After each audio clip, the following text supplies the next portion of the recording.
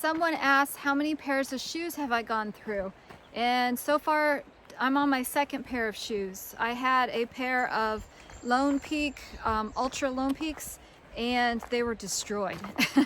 They were barely hanging on for life when I got to Front Royal, and I switched them out to the Ultra Olympus 4, and I love them. I'm wearing them right now. I don't know if you can really see them, but they work phenomenally. They have some cushion to them, and they're, you know, kind of the extra padding on the rocks, especially in Pennsylvania, much needed, and I love them. If I get another pair of shoes, I'm hoping that these will last me to the end, but if they don't, then I will get another pair of the exact same kind. That's just what I prefer. Of course, everyone's different and you got to try them out for yourself. But yeah, so far I'm on pair number 2. Someone asked what kind of pee rag that I use, and yeah, good question. I was at a hostel, and someone had put into a hiker box one of those ShamWow things, and so I got a piece of it and I just cut it off. And when I use it, I go to the bathroom and then I just kind of dab myself with that, and it's easy to clean in the streams with some mild soap. But yeah, that's what I use for my pee rag. It's lightweight and, like I said, easy to clean, and I can fold it up and it's not unsanitary. So that's what I've been using for that. It works pretty well. Have I seen any bears or rattlesnakes? So far, no. I've seen a lot of snakes.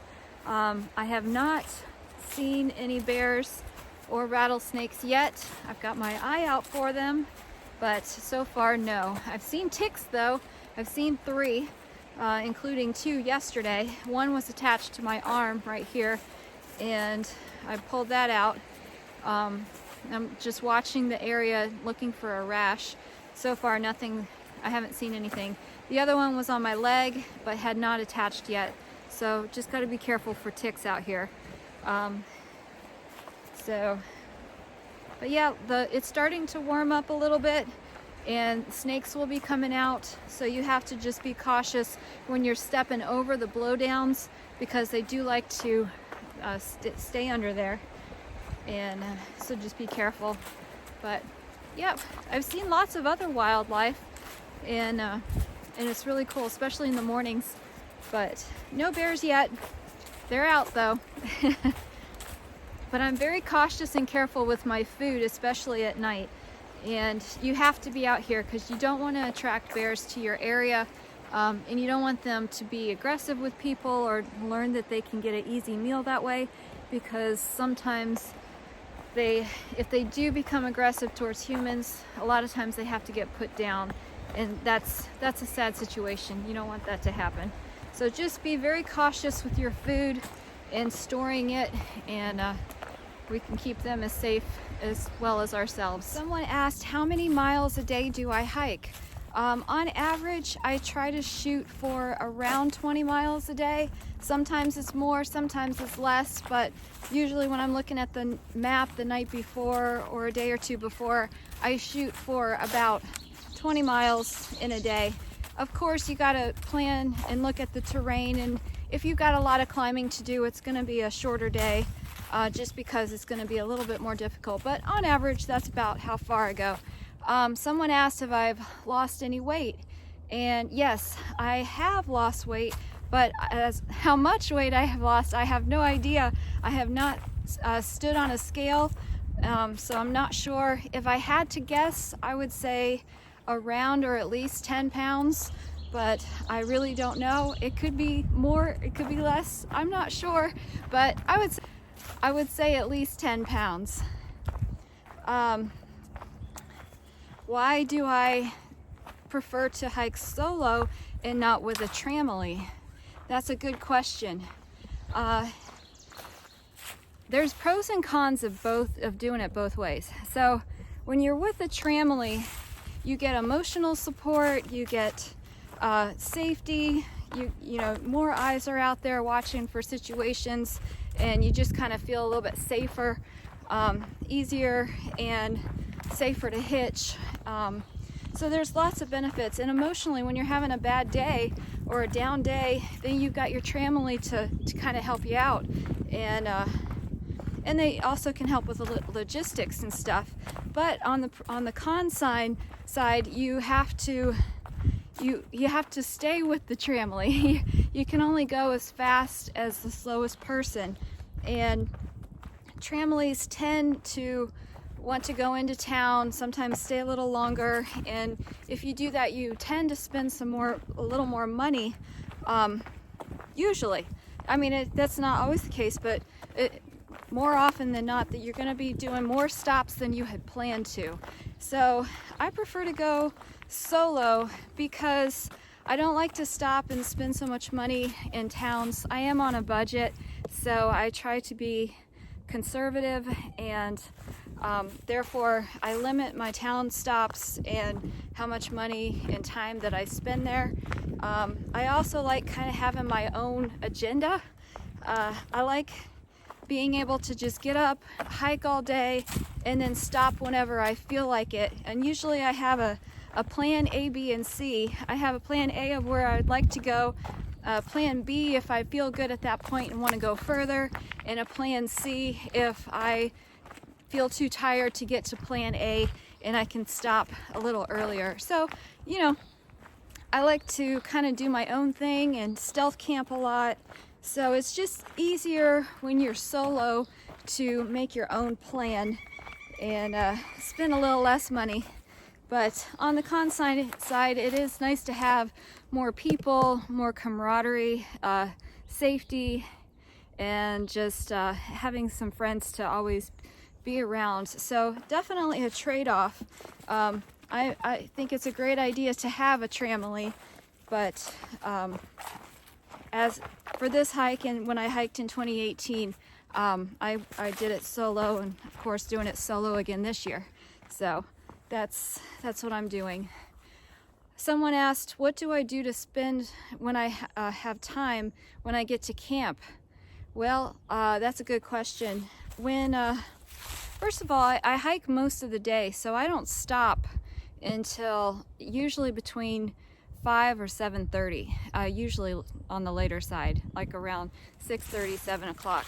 But when I do stop, typically my routine is I set up my tent, I get water, I get my sleeping situation set up, like my sleeping pad and sleeping bag, try to dry out anything that needs to be dried.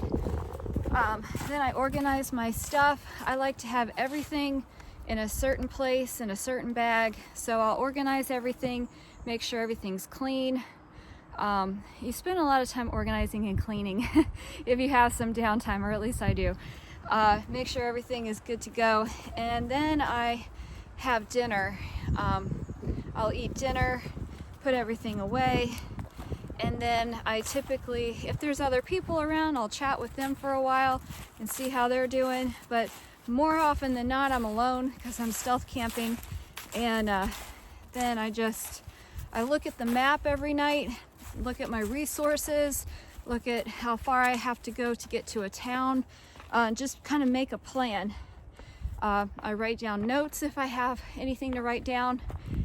And usually I'll either text or call my husband if I have cell service, check in with him and see how he's doing.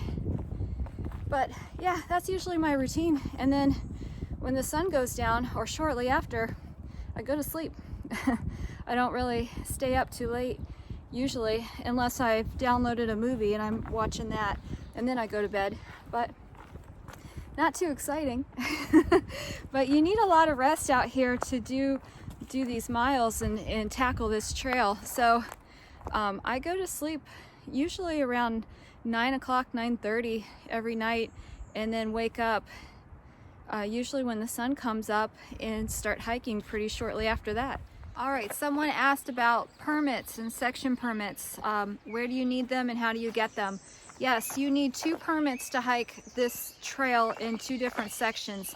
One is in the Smoky Mountains, and that you can get online. It's $20, and they have a website where you get that permit. You have to get it within a certain time frame, so read the description on the site, and you just put it into the hiker box that they have provided right before you go into the Smokies, and then you're good to go. The other permit that you need is free, and that's for the Shenandoahs. They have that set up on the entrance of the Smoky Mountains, where you get right there. There's like a little station. You fill out your information, and you get a tag which you attach to your pack. You must keep it there because rangers do check, but it is free, and it is provided right there on the trail, so it's pretty easy. But those are the only 2 required permits that you need to hike this trail. Okay, someone asked about inclement weather. Great question, because that is a huge challenge out here. They wanted to know what I do when it rains, when it downpours, hail, and thunder and lightning. So yes, oh my goodness, if you hike this trail, you are going to experience some bad weather, one way or another. And it can sneak up on you. So yeah, I have been in quite a few downpours. And lightning, let's go from the beginning. For the thunder and lightning, try to get to a shelter and take cover until the storm passes. I try not to be out in the middle of a thunderstorm. But we all watch the weather very closely. And you can go to atweather.org. That's a great website.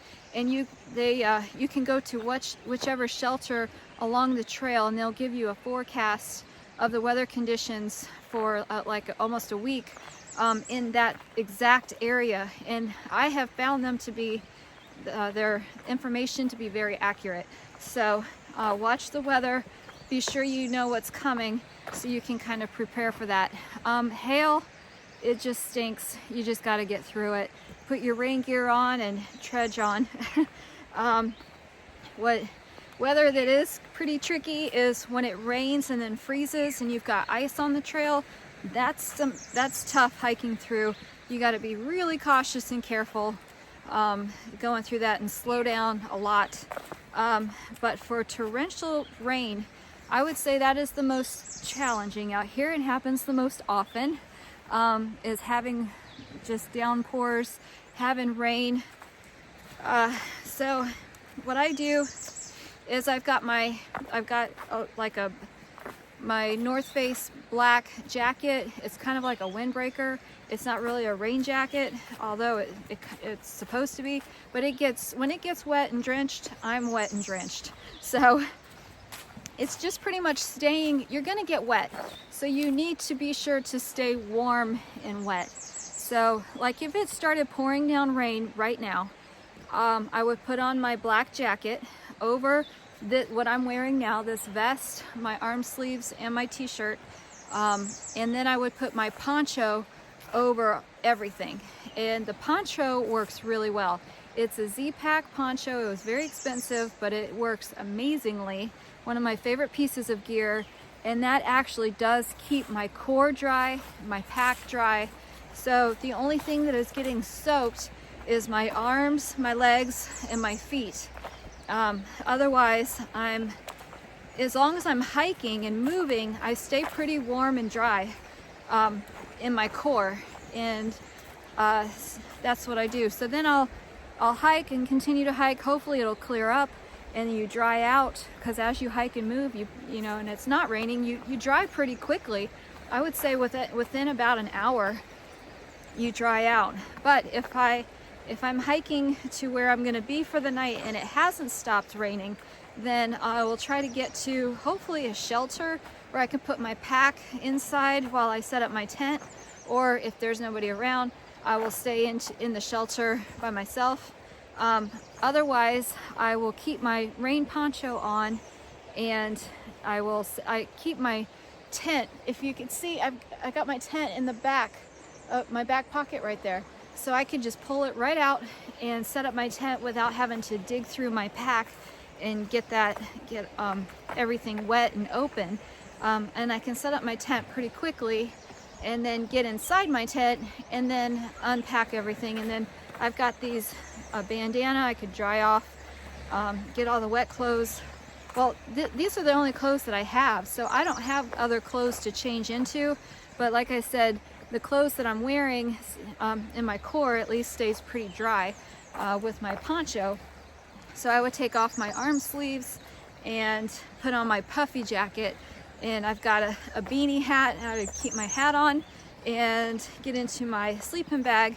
Everything stays dry, and that's how I handle that. But the lifesaver for me is that Z-Pack poncho. Again, it was very expensive, but that thing works like phenomenally, and I'm able to stay pretty dry and warm. It's warm. So as long as you're hiking and moving, then you stay warm. But as soon as you stop, you're gonna freeze. So you gotta set up that tent pretty quick and get dry as fast as you can, and get into your sleeping bag. So that's what I do. But you're gonna hit bad weather out here a lot, and you just have to keep moving. As long as you keep moving and keep that body heat going, it's not too bad. I mean, a lot of people, you do have the option of getting to trailheads and getting to towns, and there's lots of shuttle drivers and places you can go in and get out of the inclement weather, so that is an option. And of course there's shelters all over the place. You can go into a shelter and try to warm up, get dry, so that's an option for sure. Or you could set up your tent and try to get dry in your tent. And that's what I normally do. But you've got options out here. But you are going to get wet. You are going to be having plenty of moments of being uncomfortable and miserable and cold, but it is temporary. It will change.